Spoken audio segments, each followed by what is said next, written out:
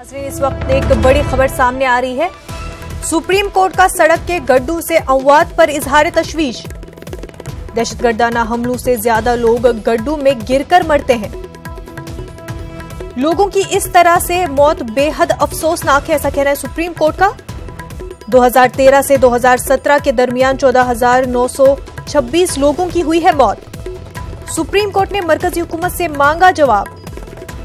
हुकूमत डाटा मुहैया कराए और बताए कि हुकूमत ने क्या कदम उठाए हैं। नाज़रीन, आपको बता दें कि सुप्रीम कोर्ट का सड़क के गड्ढों से अमवात पर इजहार तशवीश सामने आया है। दहशतगर्दाना हमलों से ज्यादा लोग गड्ढों में गिरकर मरते हैं।